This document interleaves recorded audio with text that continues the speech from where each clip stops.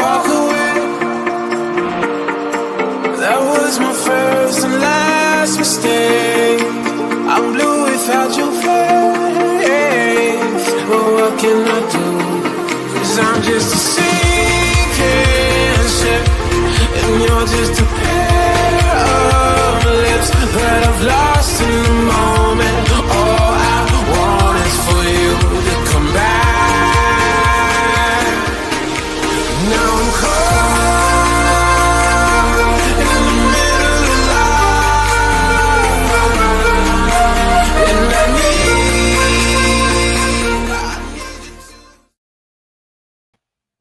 Greetings, everyone, and welcome to another edition of the Red Pill Diaries. I'm your host, Rashid, and once again, we have the man of the hour. Man, I can pick his brain from here until next year.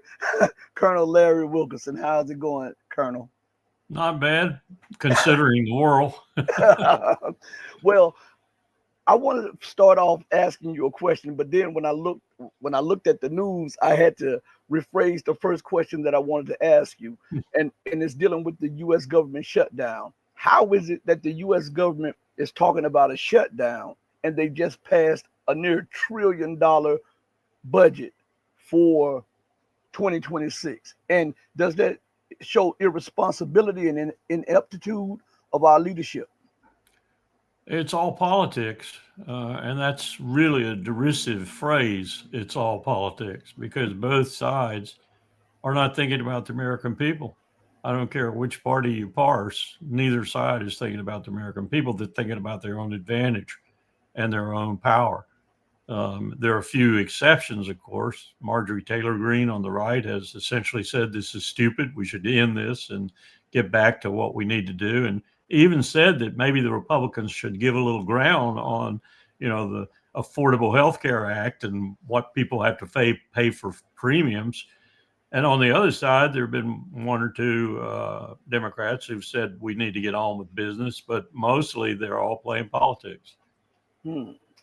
So what would be your assessment of Trump's first 10 months in office?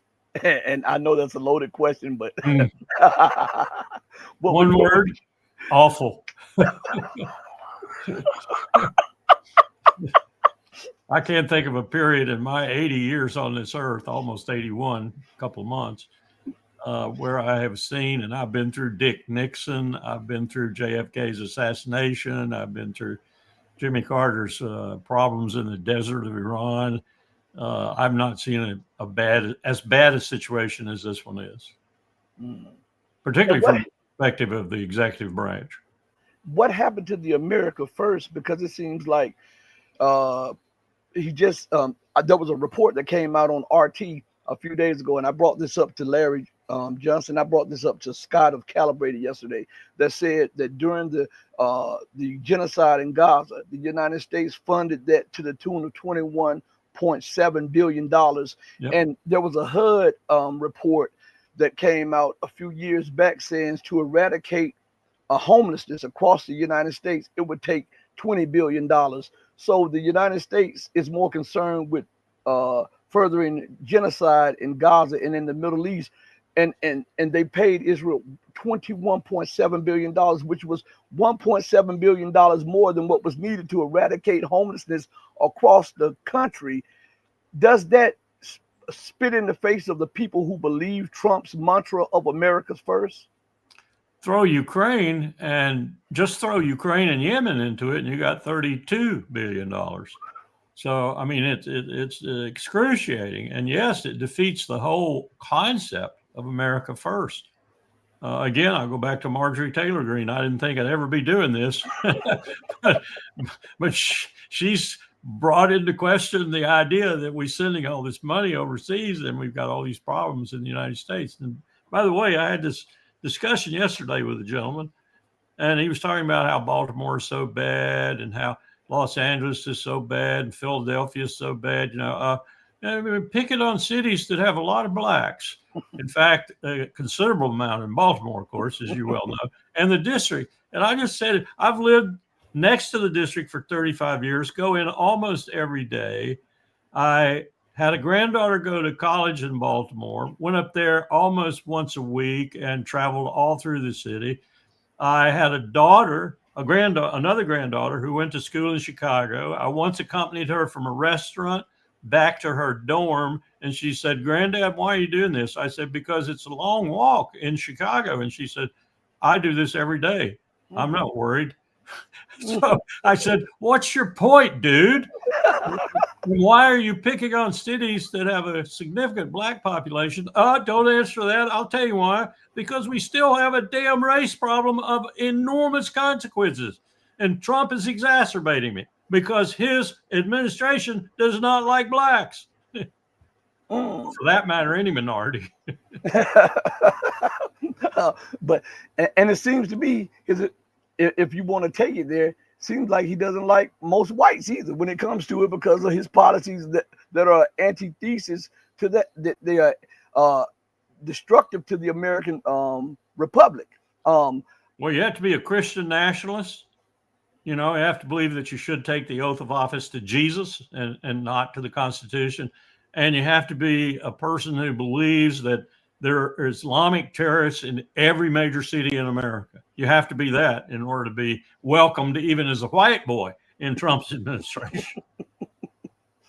So Colonel, I brought this up also, and I wanted to get your thoughts on this. Ever since the assassination of Charlie Kirk, nobody's talked about the Epstein files and all of this stuff. And it's amazing because prior to the assassination of Charlie Kirk, Trump and his administration did any and everything they could to discredit it, but the news was still picking up, and this was like talk all across the blogs, all across the alternative media, and even making it to the mainstream media. And all of a sudden, when Charlie Kirk dies, nobody is questioning Trump on Kirk anymore. What is this? Here's my hypothetical telephone call. BB at this end. Ding, ding, ding, calls up. "Donald, listen, you got a problem with Epstein. I got a problem with Epstein too, because Barack was one of the major visitors to the island. And he constantly sent emails that said things like, 'I'm not bringing my security detail with me,' to Epstein on the island. And he was also the guy that made sure the last meaningful negotiations for a two-state solution failed at the last minute. Were you being bribed, or were you being blackmailed? Whatever, Ehud, were you? Because you had a hand in doing that at the last minute in a most shocking move." Then, okay, you got a real problem right now, Donald. You got a real problem with Epstein. So I'm going to help you. I'm going to make sure Charlie Kirk goes away. I'm going to help you. And the way he's going to go away is going to be dramatic. And it's going to be, in the news. And it's going to take all the oxygen out of the air. And Epstein will recede into the woodwork. That okay with you, Donald? Well, BB, I don't know what you mean. All right, Donald, you don't need to know. I think he had a lot to do with it. I think BB orchestrated the assassination of Charlie Kirk. And there were some trade-offs there for that to take place, because you think about nobody is asking him any of the questions they were asking him prior to Charlie Kirk's death. And now you got U.S. warships off the coast of Venezuela bombing fishing boats and bombing Colombian citizens also. And then you have a massive buildup that most people are not talking about, that is going on across the Middle East for Iran, Israel 2.0. And then you have the escalation in Ukraine. Where is all of this leading? Well, it's certainly leading to a dramatically isolated and alienated position for the United States of America. I would estimate right now that 2/3 of the world hates our guts. And another 20% on top of that 2/3 is looking around trying to figure out what they're going to do as the empire disappears from the face of the earth, because they're dependent on it in some way or another. So we're losing badly, and we're losing all across the globe. It's not just Trump. It started with my president, George W. Bush, in the immediate wake of 9/11 when we just went berserk and started doing things like the Patriot Act and torturing people from the very highest levels in the country. First, we've tortured people before, as you know, in Vietnam and elsewhere, in the Philippines, way back there. But we have never had a president of the United States sign on the dotted line and sanction state torture. George W. Bush did that with Dick Cheney's prompting. So we've been going downhill for quite a while, arguably since 9/11. And we haven't had a decent president. And I voted for Obama. I worked for Obama. I did track 2 diplomacy for Obama with respect to Cuba. And we got a meaningful rapprochement with Cuba, which Trump came in reverse, of course. But I have to say it about him, too. I met with him in the Roosevelt Room in November of 2015. It was the last year of his administration. And he looked right at me and General Paul Eaton, who was sitting on the other side of the table with me. John Kerry, as Secretary of State, was on his left, the president's left. And he said, there's a bias. He said, gentlemen, there's a bias in this town toward war. And I wanted to fall off my chair and say, Mr. President, you just now realize that after 7 years in office and several wars and killing people all over the world with drones? You just realize that? What are you going to do about it? And he spent the next 30 minutes or so telling us essentially they didn't know what to do about it. Well, that's where we are. That's where the empire is. We kill people for profit. We kill people for fun. We kill people because we can. We don't kill people in the name of national security. We don't sanction people in the name of national security. We just do it because we can. We're like the Athenians of old, when they slaughtered all the men, women, and children on Milos. And the guy on Milos who was left looked at the general, Athenian general, and said, why are you doing this? He said, because we can. That's our rationale today. Oh, my God. One of our channel members had a question for you, but before I go to that question, you brought up something about Afghanistan. And I want to go back to that for a minute, because Trump hasn't kept any of his promises, not started any new war engagements. He criticized Biden for coming out of Afghanistan. He said that it was a waste of money to be there, and now he's threatening the Afghans to let America back into the base, the Bagram Air Base in Afghanistan. I mean, is this lunacy, and why isn't anyone calling this out? I don't think he was serious, but if he was serious in any way, it is absurd for a number of reasons, the most prominent of which is the Taliban would eat him up, eat us up. They wouldn't let us back. I mean, he may be thinking he's going to make a deal, give him $20-30 billion. That's the kind of deals Trump makes. And that we'll buy the base back for an extended period of time or whatever. I wouldn't put it past the Taliban to take that deal and then renege on it about 6 months down the road, like he does on his deals. Mm-hmm. But that was a crazy remark. Now, if you're thinking about Israel attacking Iran, which I am every day, every single day, every hour of every day, then Bagram would be a great place to have. Mm-hmm. Yeah. I talked about that on the show yesterday. On one of my shows, I even showed the bases that the United States have, and if they had Afghanistan, how Iran would be completely surrounded. I mean, surrounded with U.S.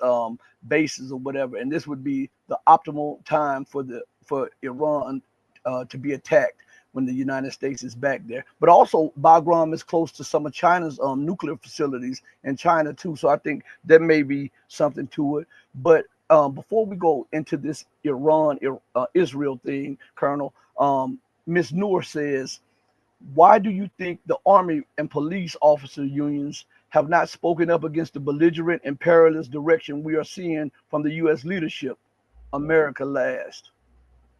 That's a very good question. In fact, when I watched the meeting at Quantico, the demeaning meeting from this little second lieutenant up there lecturing all those generals, to the almost rambling and incoherent remarks of the president, though they were coherent enough to pick up the drift. I am going to use you boys out there and you girls out there, the few of you that are left, I'm going to use you to attack my political enemies in their strongholds in places like Chicago and Portland and New York. That's what he said. That's in essence what he said. I'm going to do domestic operations and you're going to join me.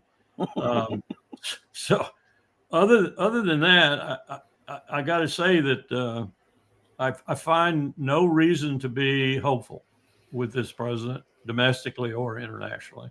And the question is a good question, but it spreads itself across everything that he's doing, because we're not doing anything right now that's positive. You can say, okay, we do need to clean up places. Oh, fine. I've lived near Washington for 35 years, go in almost every day. My granddaughter went to school in Baltimore for 4 years. My other granddaughter went to school in Chicago for 4 years. I've been in those cities. Philadelphia needs a lot of help. Yeah. Baltimore needs a lot of help. Yeah. Okay. I said to someone the other day, the real problems in some of these cities are not necessarily the kind of problems that Trump is insinuating. The problems are we have still got really bad race relations, terrible race relations. And in some places like Baltimore, I've seen them in my face. I've seen terrible situations in Baltimore between blacks and whites, and among blacks and whites, and among blacks as well.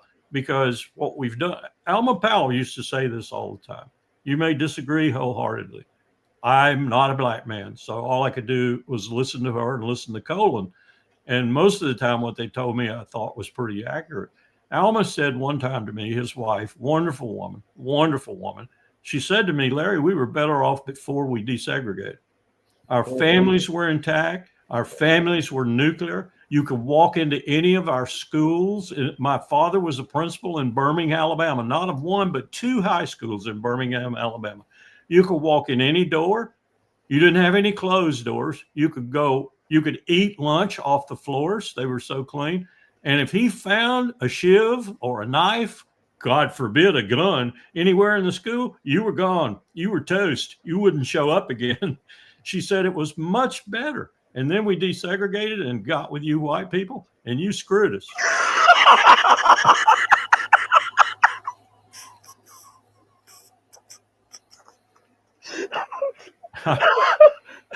He was a truth teller. Oh my God. Oh, Colonel, that was a pill to swallow there.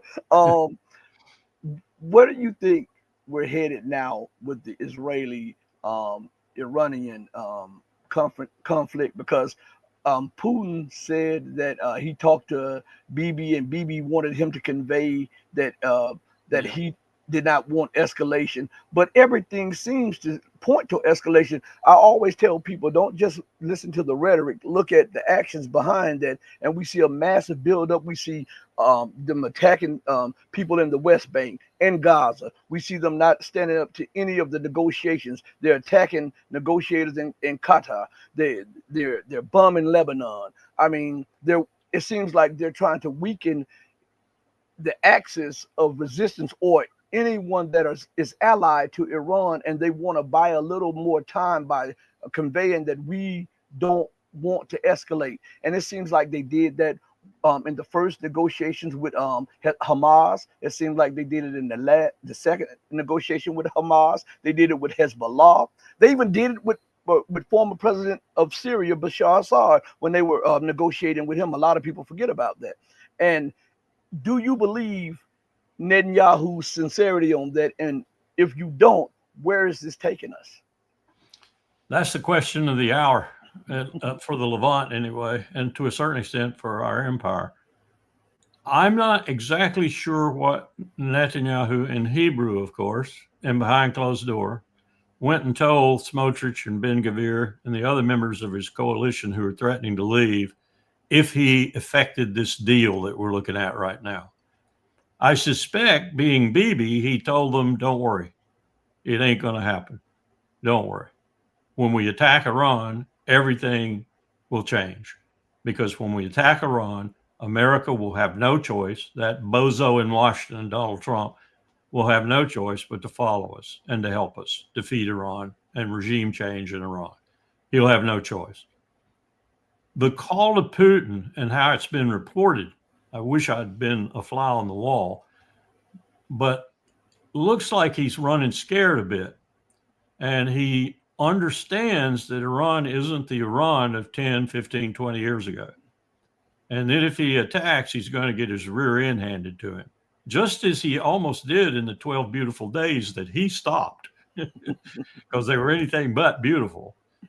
I don't know what that means, though, because the only direction he seems to have to go is to double down on his failure against Hamas, failure really against all the regional enemies he has, because they're all still able to fight him, whether it's Hezbollah or it's Syria or any of the countries that he covets, like Iraq, which is rapidly becoming an antagonist towards Israel too, and even an antagonist towards the few remaining troops that we have in their country. That's a very squirrely deal that we have. They could throw us out at any moment. So I don't know where he's going now, because I think he's running scared. He's not quite sure he should go ahead and attack Iran. China and Russia look like they are committed to helping Iran all the way through. And that's a formidable bunch for him to take on. So I don't know what he's thinking right now. I don't know if he's going to go ahead with it. A week ago, I'd have said 90% certainty Israel will attack Iran. I think it's down to about 60% now, because he's running scared. But don't you think that all the impetus is on him to attack Iran? Because look at the situation. If we examine the economics of it, Israel is a failed state, and the only way that it continues to survive is money being pumped into it from the U.S., the UK, and the EU, and all three of them are bankrupt, and they are having their financial problems at this moment. So wouldn't it be more advantageous for him to start the war so that he doesn't have to face the political crimes and the crimes against his own so-called people and the crimes against the Palestinians? So it would be more advantageous to him to go ahead and say, well, you know what, it is what it is. Let's just do it. That's the reason I keep it at 60%. that and the fact that it's Bibi. I just don't think he can leave the war toxin. He's got to pursue this until he's either dead or in jail. And he's willing to sacrifice the Palestinians and the so-called Israelis to keep himself out of jail. And even the Americans. He's shown that all along. He doesn't care about anything but himself and the Zionist cause. Now, he was not this rabid a Zionist. I mean, he orchestrated the assassination of Yitzhak Rabin. There's no question in my mind about that. Yep. I've watched the Jewish video. Yep. They say these two guys that got kicked out of Israel after they made the video, about a third of the video is actual footage of Netanyahu's political rallies where he's stirring them up to go shoot him. The settlers are just out there with pistols in their hands, and Netanyahu's egging them on. Go shoot that bastard. He wants peace. Go shoot him. So this is the kind of guy we're dealing with. And you're right. I don't think he's going to back off. I just don't. And we're going to be right there, in for a penny, in for a pound. And everyone will forget. And this is tragic. They'll forget Gaza, the West Bank, and everything else when we get in this regional war that might go nuclear. And in any event, is going to go wider than the borders of Iran, because Iran's going to attack everybody that even looks like they're supporting the effort of Israel, including the U.S. at Al Udeid, at King Khalid, in Kuwait, wherever we are on the ground, they'll attack us. Do you think that they would attack U.S. facilities in Turkey? Because I don't know. I think they've got enough of a rapprochement with Saudi Arabia and other of the Arab countries like Qatar, where they can tell them, we will not hit you, but we will hit the U.S. So don't think we're attacking you. We're attacking the United States. A very Arab thing as well as Persian. I don't think they'll hit their newly created friends, if you will. And Qatar's always been a friend. Qatar got in trouble with Riyadh for being too friendly with Iran, you may recall. And the Turks actually had to deploy forces down to Qatar to give them some idea of security. But there has of late, including this deal between Pakistan and Riyadh, well, Pakistan has sort of signed on the dotted line for an Article 5 type defense pact with Riyadh. So you can pull Pakistan in too, and they're a nuclear armed state, of course. So, Saudi Arabia is looking at a situation, I think, where Mohammed bin Salman a few years ago went to Islamabad when he first got the defense minister portfolio, took $20 billion of Saudi money with him. And I think he actually effected an agreement with Islamabad that if Iran ever got a nuclear weapon, or for that matter, Israel looked belligerent with its nuclear weapons, Pakistan would ship Mohammed bin Salman 6 or 7, or maybe 20 or 30. I think that's a deal. So you're looking at a real problem in that region if we kick this off with an attack on Iran and other people get involved. You're looking at the potential of going nuclear. And the leader in that would be Bibi. When he gets a feeling that it's existential and his country is going down beneath his feet, and maybe Trump is a little dilatory in coming in to help him, I don't think he will refuse to help him, but he might be a little slow in doing it. Bibi might use a nuke. Well, what does that say? How would this work?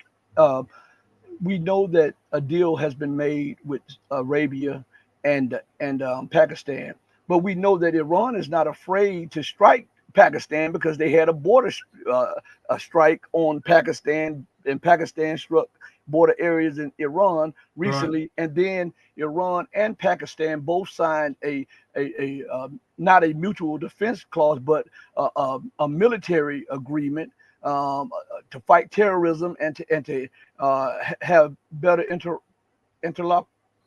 better ways of working together militarily. Right. And also they've signed a plethora of economic deals. So how would that work if things kick off? Because Pakistan is also in some ways bound to Iran now. You also have an enormous cohesion being built, and I think it's well on its way to being complete because of the new Chinese railroad that comes through the south of India, the south of Iran, and then turns up the Persian Gulf. This is the third Base Road Initiative railroad. One goes through actually the fourth. One goes through the center south, one goes through the center north, and one goes through the very extreme north. All of these railroads debouch, as it were, in Berlin, on the English coast. I mean, they all are primed to bring Pacific port produce by China, the greatest producer in the world, period. Much more so than we are now, America. Much more so than Germany is now, because we've ruined Germany, to all these places by land, much cheaper and avoiding the United States Navy.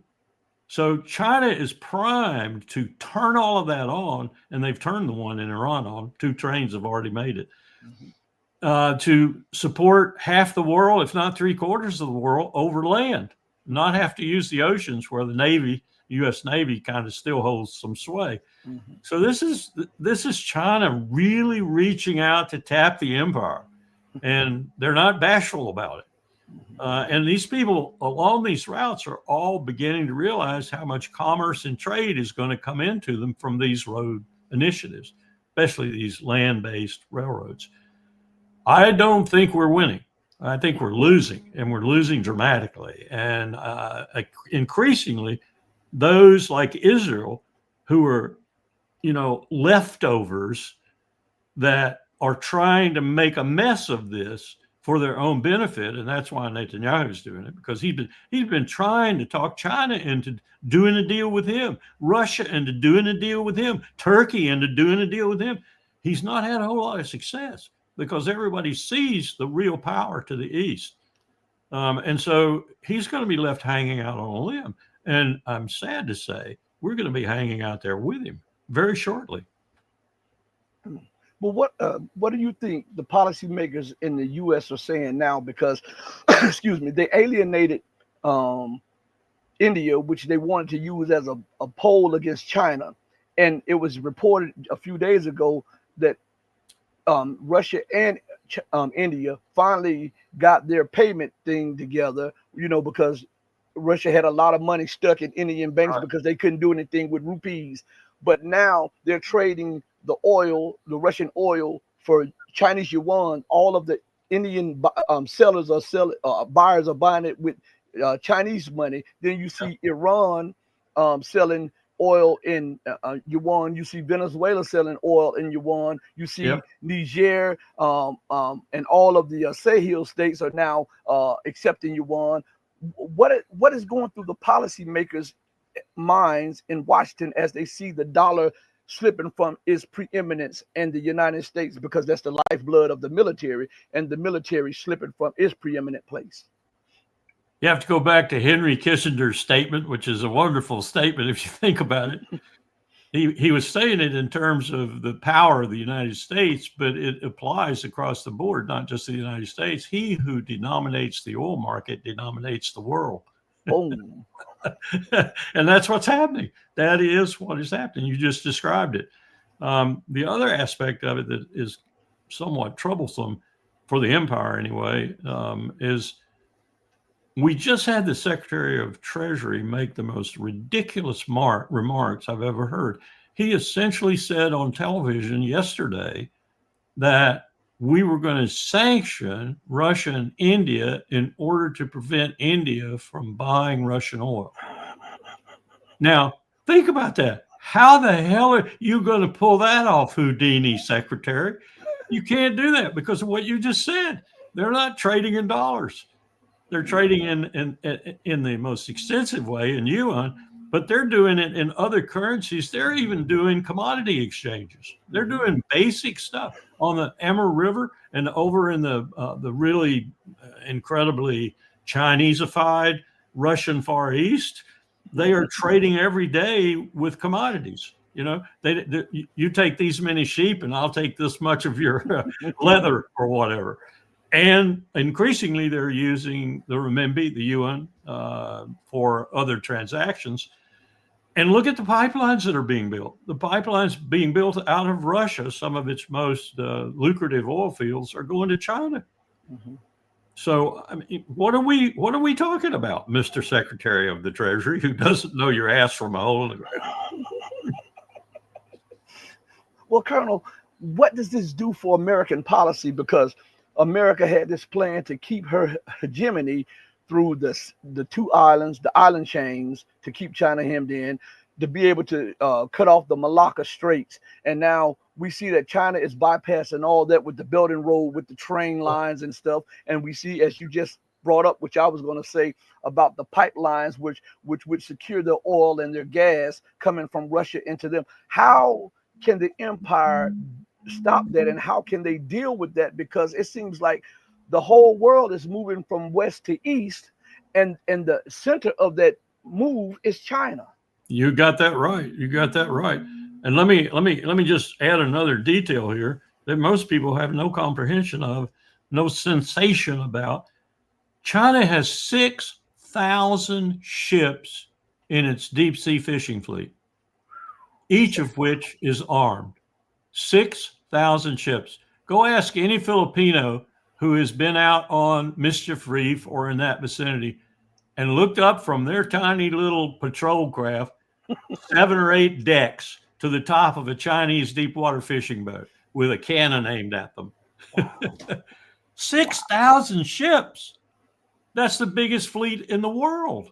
We have about 270 ships in our Navy. Now, they're warships and they're more capable than any one of these deep sea fishing ships, but there's 6,000 of them. They had a parade recently, about 3 years ago. They put about half the fleet in the South China Sea with flags flying, guns on them and everything, and lined them up. They went all the way from the port they were coming out of to the middle of the South China Sea. They have so many ships. Oh, by the way, they can build about 20 a month. We can't build one a month. You're right. The power is going that way.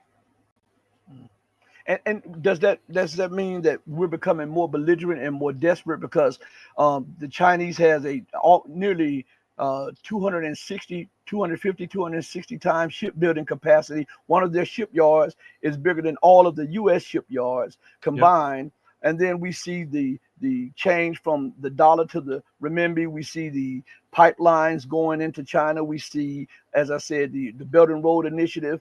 And then we see America being smothered under debt. do you believe that America will become more belligerent because now all of her plans to control China's rise are now stuck in the mud because China has countered them with other things? Yes, I think we're going to get extremely desperate. I think we're already seeing that. We're seeing that in the proxy war in Ukraine. We're seeing real vivid signs of this in, I call it the arc of crisis, which now extends from roughly the Arctic Circle down through the Baltic Sea, where we're trying to stir something up around Kaliningrad with the Russians, down through Estonia, Latvia, and into Belarusia and into Ukraine, where we really got a bitter war going on, down to Georgia, where we overthrew the government basically, and then the government got its lease back, and we have a government in Tbilisi right now that wants to maintain balance between NATO and Russia. But we're trying to overthrow that government all the way down through Azerbaijan and Armenia and on down into Iran proper, where we're trying to start a war. So all of this arc of crisis has been created by us to stop what we were just talking about. They want those base road initiatives, north, north, north, center, and south, stopped. They want them stopped. One of them was literally going to debouch into Ukraine. And through Ukraine, through Kiev, it was going to go on to Berlin and on to the coast. That's gotten stopped. And why has it gotten stopped? Because we're supporting this war in Ukraine, and Zelensky is our henchman there. So a lot of this has nothing to do really with what the press is reporting it has to do with, local wars, proxy, whatever. It's all about the empire trying to stir up this entire line of conflict in order to keep the roads from functioning fully. And it's not going to work. It's inexorable. The power of China is, and China's just doing this Sun Tzu-like, their mentors are Sun Tzu and Confucius. They don't want a war. They're winning. Why would they want a war? They're winning. They just keep on going. Chug, chug, chug, chug, chug. They have, this will blow you away. They have 1 million charging points for electric cars. We have 17,000. Whoa. Their solar fields in Tibet, for example, are up at high altitude where they use about 25% less power and water, and they generate about that amount more electricity because they're at such high altitude. And their solar fields extend further than you can see. And although they're still the biggest polluter because of all the industry and so forth, manufacturing and other things that we don't have, and they're still burning coal, which we sell them. That's about the only people that buy our coal. I don't know if they're buying it anymore. But they are the world's biggest polluter, but they are also the only industrial power that is reversing that situation at the rate they are. In another 10 years, they will be a net zero. They'll be at net zero. And yet they're still producing like they're producing. So their innovation is incredible. Now, they do steal a lot of it from us. I'll admit that. They have spies all over the country stealing stuff. Used to have some of them in my seminars at William and Mary. but they are on a march, and it's inevitable. They're just too powerful. So before I let you go, Colonel, it's just 2 or 3 questions I need to ask you about Russia, because the United States continues to escalate. There were reports that Trump may sell these tomahawks to a side country and then give them to Ukraine, but we know that there will be U.S. operators on them. Where will that lead us? Because Russia has allowed this to go so far, and I don't think that using strategic weapons like that would go without a military response. And I think Vladimir Putin, in one of his interviews, he said that it could even go to a military response. Tomahawk, in a sense, is a tempest in a teapot because, I was at Pacific Command, which is what we called it at the time in Honolulu, Hawaii, PACOM. It's now called Indo-Pac. And we got in 1984-85 the first Tomahawks. It's an old system, very slow system. It's been upgraded many times, but even with the upgrades, it is not a formidable weapon, and it's easy to shoot down. We shot 52 at Syria, you may recall. Trump did it in his first administration, 52. Nobody even knew that they hit hardly. they're point weapons. You want to go after a bunker, you want to go after a hardened facility that's not very big, you send a Tomahawk. What we did in PACOM, though, was we said that back to Ronald Reagan and as chairman of the Joint Chiefs, General Vesey. We said, we don't want these pop guns out here. Our mission is to, if the war goes off, if the Soviets attack in Western Europe, our mission by our war plan is to distract them so they'll divert forces to the Eastern Theater. We can't do that with this little pop gun Tomahawk. We need a nuclear weapon Tomahawk. And the Tomahawk D was nuclear. Well, Reagan smartly, Vesey probably, they said, no, we're not going to do that because it had been too destabilizing to ship them out there with nuclear warheads. So we didn't do that. So all to say, Putin's not worried about the conventional Tomahawk. He's worried about two aspects. One, that it doesn't matter what kind of Tomahawk you have, U.S. people on the ground have to make it fire, and they have to also guide it. So that means the U.S. is in the war, period. No question about it. And the second thing he's worried about is what if one of them coming at him does have a nuclear warhead on it? Mm-hmm. Yeah. And so he's said very explicitly that will be a declaration of war by NATO on Russia, and I will act accordingly. So why do you think that they're continuing? That's the point I wanted to make. They're stupid. They're stupid. But they're playing with the lives of the entire planet. Yep.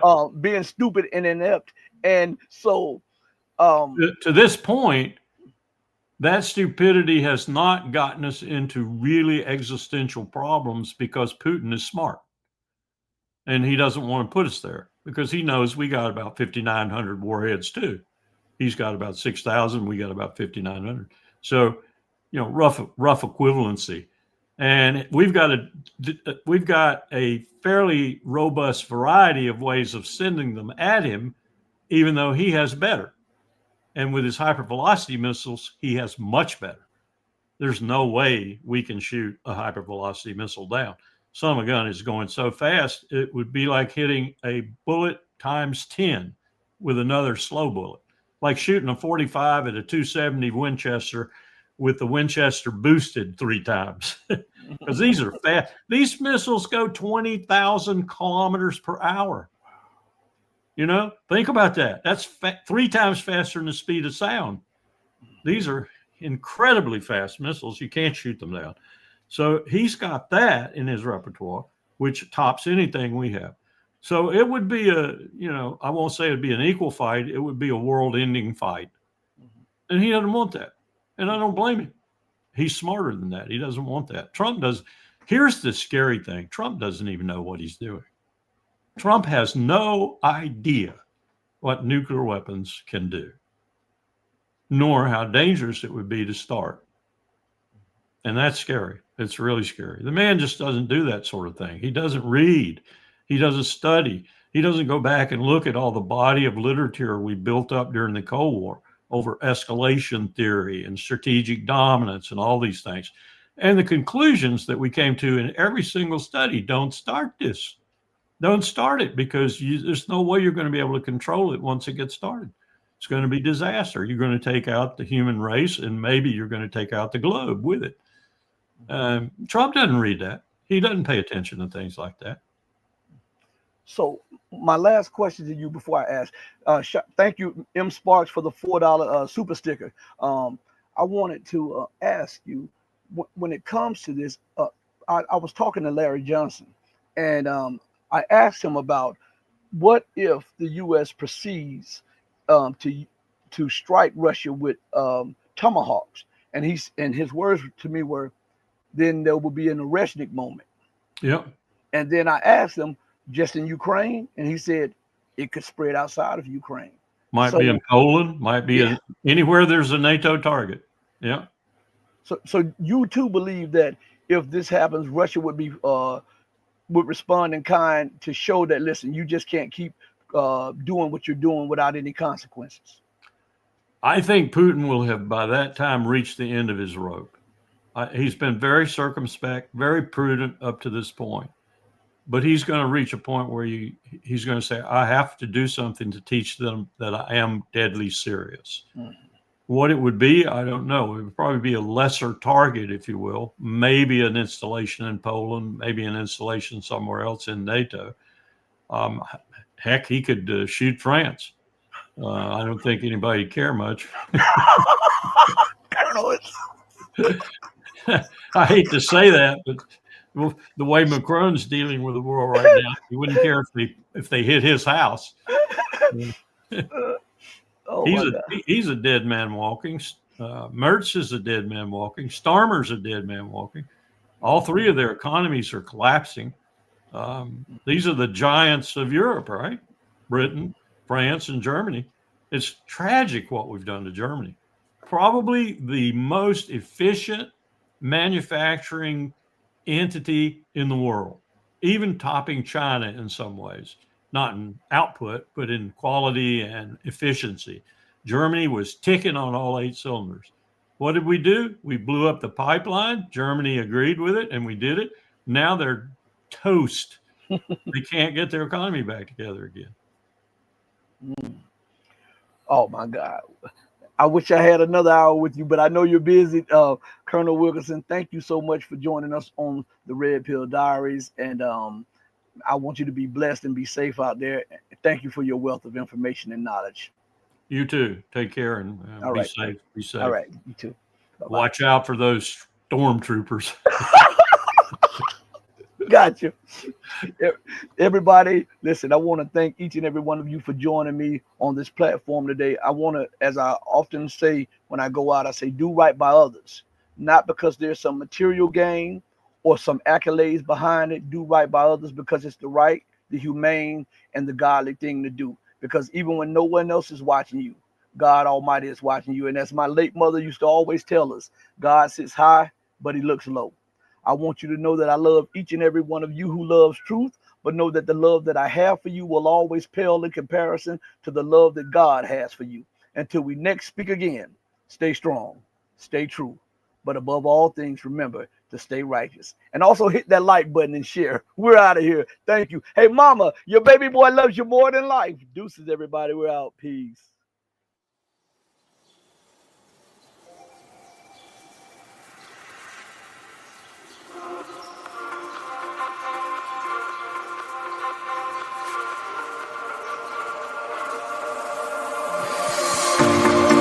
Told you to walk away. That was my first and last mistake. I'm blue without your face. But what can I do? 'Cause I'm just a